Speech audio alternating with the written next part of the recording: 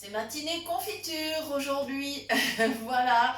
Et oui, le stock est bientôt terminé, donc il est temps de refaire des bocaux, bien évidemment, pour égayer les tartines ou d'autres préparations. Bonjour les amis, bienvenue sur notre chaîne Cuisine Pratique pour les non-voyants. Nous espérons que vous allez bien et de notre côté, tout se passe à merveille. Voilà, alors la confiture aujourd'hui, c'est une confiture de fin de printemps, début d'été quasiment. Nous avons eu la chance de pouvoir trouver de belles fraises, de beaux abricots. Donc il y a 500 grammes de chaque.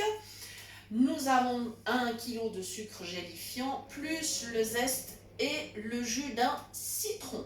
Voilà, citron jaune, je précise. Mais vous pouvez bien sûr utiliser du citron vert si vous aimez mieux.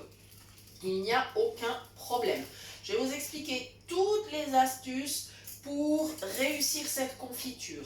Alors, pour la cuisson, pour le remplissage des pots et bien évidemment pour la conservation. Voilà, donc toutes les étapes, je vous explique. Alors là, la cuisson commence. Donc j'ai allumé bien sûr ma plaque sur feu maximum. Voilà, je baisserai bien sûr très rapidement parce que la confiture, bien sûr, ça ne demande qu'à déborder. Alors, j'ai quand même pris une précaution d'avoir une casserole suffisamment grande et suffisamment haute. Mais malgré ça, il va falloir quand même surveiller que ça ne parte pas au feu, que ça ne déborde pas. Voilà. Donc là, la cuisson commence tout juste. Voilà, alors la cuisson, jusqu'à quand? Alors déjà, on va commencer par la préparation des fruits, bien évidemment. Pour les fraises, vous connaissez l'astuce, je pense, il faut les laver d'abord et couper les petites queues après. Sinon, les fraises absorbent l'eau et après, c'est dommage parce que là, elles sont tellement bien parfumées. Si elles se remplissent d'eau, évidemment que la confiture perd aussi de son goût, c'est ultra dommage. Les abricots, c'est tout simple, bien évidemment, on les lave, on coupe en deux, on enlève le noyau. Et j'ai coupé mes fruits en petits morceaux, vraiment petits morceaux, que ce soit les fraises ou les abricots, parce que ça va me permettre de mixer beaucoup plus facilement. Voilà. Le citron, eh bien, tout simplement, je l'ai lavé, bien évidemment. J'ai prélevé du zeste avec un couteau. J'ai coupé mon citron en deux, j'ai extrait le jus et je l'ai ajouté. Alors, ce qu'il faut savoir, c'est que la fraise est un fruit qui ne se prête pas vraiment bien à la confiture. Ça reste souvent très très liquide. Alors, l'idée évidemment de la mélanger à l'abricot, c'est déjà d'avoir une confiture plus consistante. Ensuite, bien sûr, le jus de citron va amener alors, le goût, évidemment, mais de la pectine, ce qui va aussi permettre à la confiture d'avoir une bonne consistance. Et bien sûr, avec le sucre gélifiant, on est certain du résultat. Ce qui fait que quand on fera nos tartines, ça ne va pas dégouliner de partout. Voilà. Ensuite, alors la cuisson, il va falloir la laisser aller quand même un bon moment, en tout cas 3/4 d'heure, 1 heure. Moi je la laisse quand même bien cuire ma confiture parce que si elle est bien cuite, d'une part elle est meilleure, d'autre part elle se conserve beaucoup mieux. Voilà, ça c'est une astuce aussi. Ensuite on va parler alors de la fin de la préparation. Alors quand on arrive en fin de préparation, on éteint bien sûr la plaque, on déplace la casserole, et on donne un petit coup de mixeur plongeant si on souhaite. Ça, c'est si on veut une confiture qui soit bien lisse. Sinon, si on préfère avoir des petits morceaux, eh bien on la laisse telle qu'elle. Ensuite, pour le remplissage.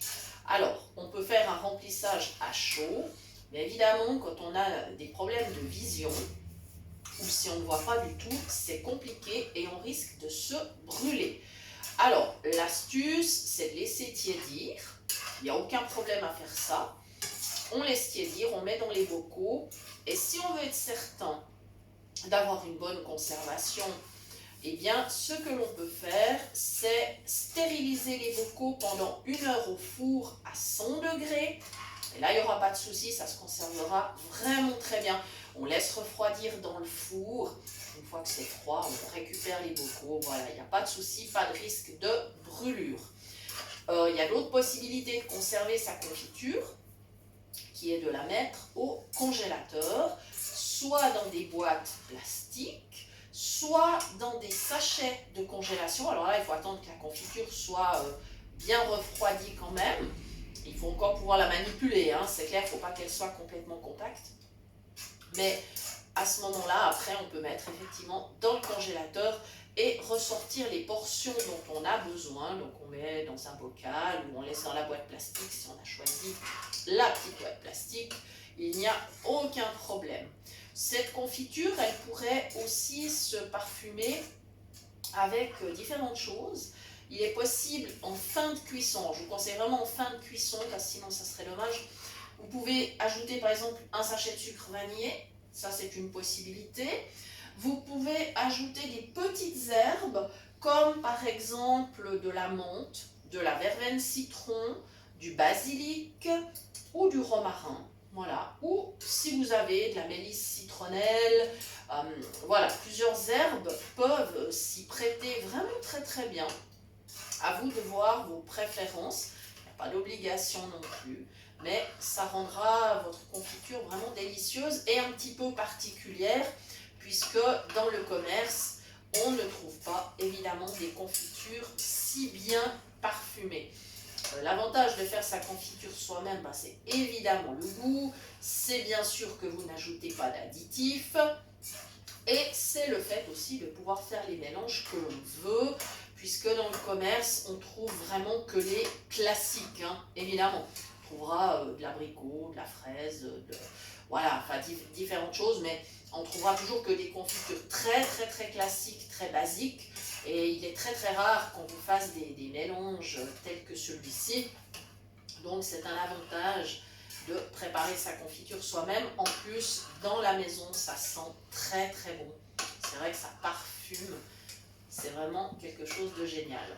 Je crois que j'ai expliqué tous les points concernant la confiture, il me semble. Donc, si vous avez des questions, n'hésitez pas à les mettre en commentaire. Si vous avez vos propres mélanges, eh bien, mettez-les nous aussi en commentaire. On sera ravis de vous lire. Et je vous rappelle bien sûr que vous pouvez toujours nous retrouver sur Facebook.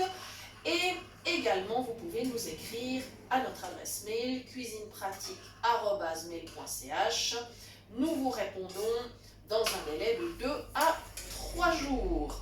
Voilà les amis, merci beaucoup de nous avoir suivis et à très bientôt pour de nouvelles idées cuisine.